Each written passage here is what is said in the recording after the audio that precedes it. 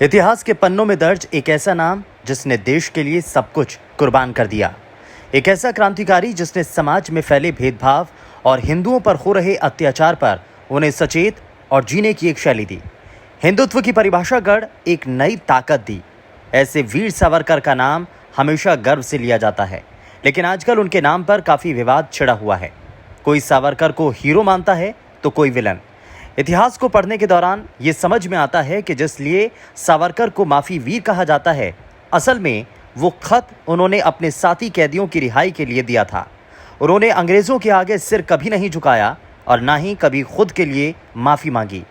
उन्होंने अंग्रेजों को लिखे खत में उनका पूरा नाम विनायक दामोदर सावरकर है।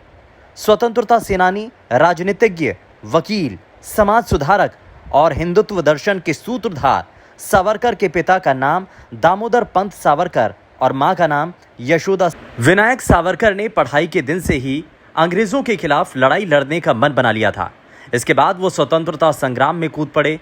अंग्रेजों की नाक में उन्होंने इतना दम कर दिया था कि ब्रिटिश सरकार ने भारतीय स्वतंत्रता आंदोलन में शामिल होने के कारण वीर सावरकर की ग्रेजुएशन की डिग्री वापस ले ली थी।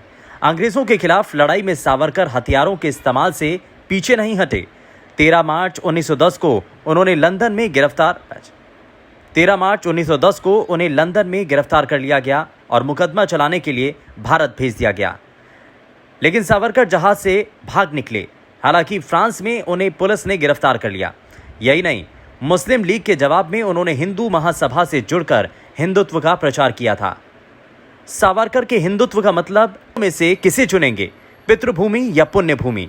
अगर पितृभूमि को चुनते हैं तो वो हिंदू राष्ट्र में हैं, अगर पुण्य भूमि को चुनते हैं तो फिर हिंदू नहीं।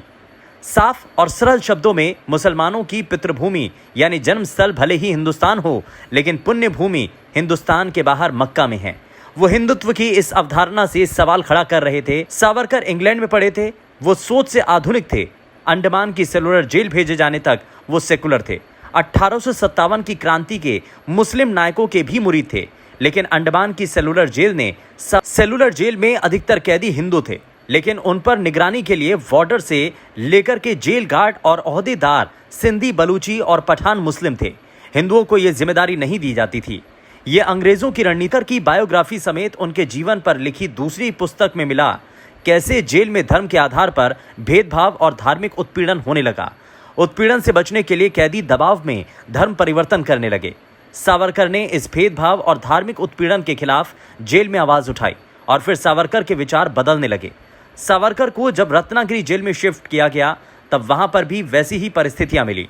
अंग्रेजों ने देश की ज्यादातर जेल में हिंदू मुस्लिम के बीच दरार के लिए ये रणनीति अपना रखी थी, लेकिन जेल के सिर्फ ये अनुभव ही उनके हिंदुत्व की इस अवधारणा के पीछे वजह नहीं थे। इसकी वजह और भी थी। आज़ादी के आंदोलन के वक्त मुस्लिमों की धर्म के आधार पर प्रतिनिधित्व की मांग और बढ़ता कट्टरवाद भी इसके एक प्रमुख कारण थे। कुछ घटनाएं ऐसी थीं जिनकी वजह से सावरकर को अपने ही देश में हिंदुओं की असुरक्षा की चिंता सताने लगी। इसके बाद उन्हें 24 दिसंबर